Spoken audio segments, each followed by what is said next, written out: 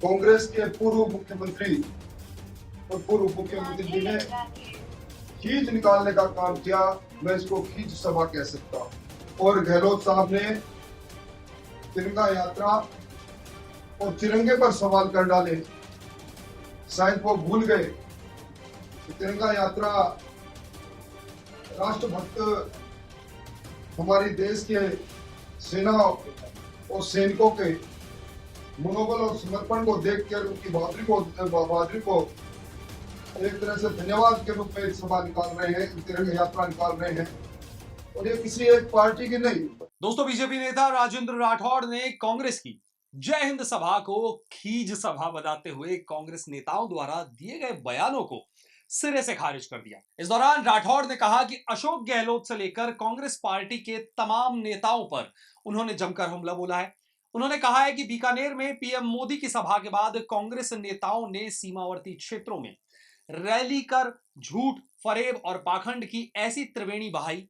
कांग्रेस डोजियार आपको बता दें भेजने में विश्वास करती रही और प्रधानमंत्री नरेंद्र मोदी डायरेक्ट एक्शन में विश्वास करते हैं। बीजेपी नेता ने अशोक गहलोत को जवाब देते हुए यह भी कहा कि पूर्व सीएम अशोक गहलोत कहते हैं कि संघ परिवार का तिरंगे में विश्वास नहीं है। नागपुर मुख्यालय पर तिरंगा नहीं फहराया, यह उनके अल्प ज्ञान का घोतक है। उस कालखंड में केवल सरकारी इमारतों पर ही तिरंगा फहराने की ही अनुमति थी। जब से सुप्रीम कोर्ट ने जिंदल मामले में इसे आम आदमी का अधिकार बताया, तब से संघ मुख्यालय पर भी ध्वजारोहण होता है।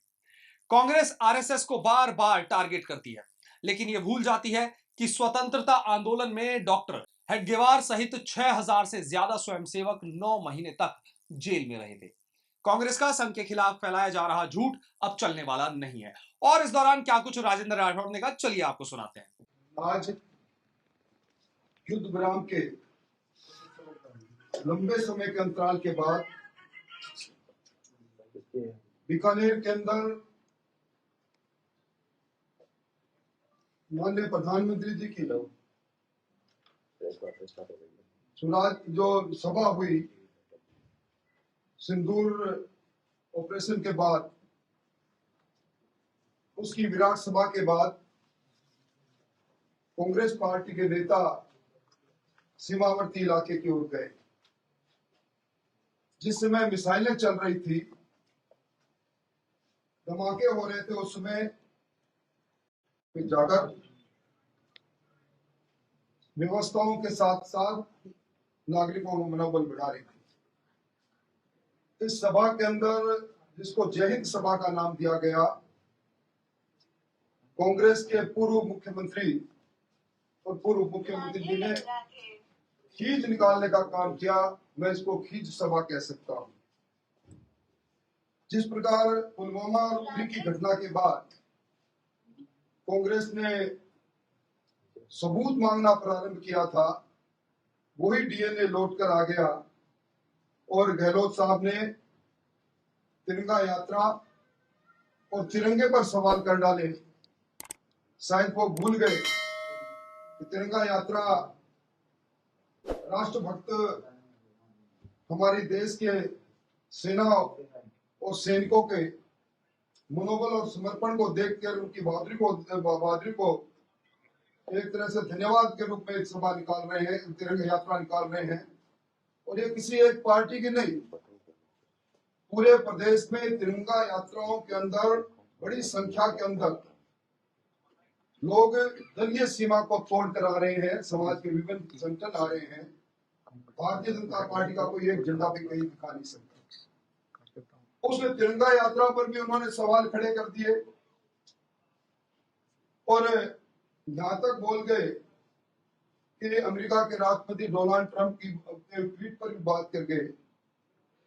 आज इस वक्त जब युद्ध स्थगित हुआ है, समाप्त नहीं हुआ, राष्ट्र में एकता की आवश्यकता है। और ऐसे समय में कांग्रेस के जिम्मेवार नेताओं का यह वक्तव्य निश्चित तौर पर सामरिक तौर पर भी इसकी निंदा की जाए उतना कम है। डीजीएमओ की सहमति पर 4 दिन तक पाकिस्तान के डीजीएमओ की गुहार पर यह युद्ध विराम हुआ, जिसके बारे में देश के प्रधानमंत्री जी ने अपनी राष्ट्र के नाम संबोधन और दूसरी सभाओं और वक्तव्य के माध्यम से कहा। दुर्भाग्य देखिए, इस लोकतंत्र में संवैधानिक तौर पर जिनको प्रमुख चुना है, जो हमारे देश के प्रधानमंत्री, दुनिया के सबसे लोकप्रिय नेता, उनकी बात पर विश्वास नहीं और अमेरिका के राष्ट्रपति की बात पर विश्वास कर रहे हैं।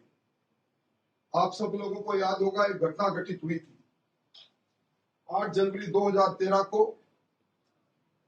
पाक सैनिक हेमराज मीणा और सुधाकर सिंह, 2 लोगों के सैनिकों के की हत्या के बाद में हेमराज का शव का सिर काट कर ले गए थे। हमारी लोकसभा 7 दिन तक ठप पड़ी रही। उस समय इन्होंने सर्जिकल स्ट्राइक क्यों नहीं किया? और ये आज उस संगठन का नाम, राष्ट्रीय सेवक संघ के संगठन का नाम लेते हैं, आरएसएस का नाम लेते हैं, कहते 70 वर्षों में तिरंगा नहीं फहराया गया मुख्यालय पर। उन्हें शायद याद नहीं गहलोत साहब को कि 2004 से पहले तिरंगा राष्ट्रीय भवनों पर फहराया जाता था, निजी भवनों पर फहराने की अनुमति नहीं थी। सर्वोच्च न्यायालय में एक मामला गया, नवीन जिंदल ने अपने किसी कार्यालय में तिरंगा फहराया, उस पर एक विवाद हुआ और उस रिट पिटीशन में 23 जनवरी 2004 को तय हुआ कि जो संविधान के आर्टिकल 51A में ये लिखा गया है, तिरंगा का सम्मान करना हर नागरिक का कर्तव्य है, से सम्मान तिरंगा फहराया जा सकता है। गहलोत साहब ने 70 वर्ष तक की झंडा नागपुर मुख्यालय पर नहीं फहराने की बात कही और उन्होंने स्वतंत्रता आंदोलन की बात भी कर दी। 1930 के अंदर जब कांग्रेस पार्टी ने लाहौर के अंदर सम्मेलन करके और पूर्ण स्वराज प्राप्त करने का प्रस्ताव किया था, उस समय डॉक्टर हिरगवार साहब ने सारी शाखाओं में स्वतंत्रता दिवस मनाने का निर्णय किया। एक बार नहीं, 2 बार वो स्वतंत्रता संग्राम में 9 महीने तक 6000 स्वयंसेवकों के साथ गिरफ्तार हुए थे। 9 महीने तक वो जेल में भी रहे। मैं समझता हूं कि ऐसे समय में इस प्रकार की बचकानी बात करना, मैं सब उसको उचित, कोई बात उचित नहीं। 1965 में हम लड़े, पूरा देश लड़ा, देश की भावनाएं लड़ी, सीमा पर हमारे सैनिक लड़े। 1971 में लड़े। उस समय भी इंडस वाटर ट्रीटी के अनुसार सिंधु जल समझौता को रद्द करने की हिम्मत किसी में नहीं। सिंधु जल समझौता रद्द हुआ और प्रधानमंत्री जी ने कहा खून और पानी साथ साथ नहीं बह सकते, टेरर और ट्रेड एक साथ नहीं चल सकते, और बात होगी तो आतंकवाद पर होगी, पाक ऑक्युपाइड कश्मीर पर होगी। अरब आतंक की घटनाएं देश के लिए युद्ध के समान होगी, युद्ध माना जाएगा। इस प्रकार की बातें मैं समझता हूं कि आज हर भारतीय नागरिक अपने आप को गौरवान्वित महसूस करता है। और ऐसे समय के अंदर जब जनता तिरंगा हाथ में लेकर जय जयकार कर रही है, गहलोत साहब और पायलट साहब फिर सबूत मांग रहे हैं। ये कांग्रेस की जो रैली थी वो झूठ फरेब और पाखंड की त्रिवेणी कह सकता हूं मैं। और आज आवश्यकता इस बात की, एक देश एकता में बने, और आज वही अंग्रेजों की तरह फूट करो फूट डालो का डीएनए सामने आ गया। मैं कुल मिला के ये कह सकता हूं कि इस प्रकार का बचकाना बयान देकर उन्होंने राष्ट्रभक्तों का अपमान किया है, उस संगठन का नाम लिया है जिनके जर्रे में खून में राष्ट्रभक्ति है। इसलिए आज आपके माध्यम से मैं ये संदेश जनता को और आपके माध्यम से देना चाहता हूं।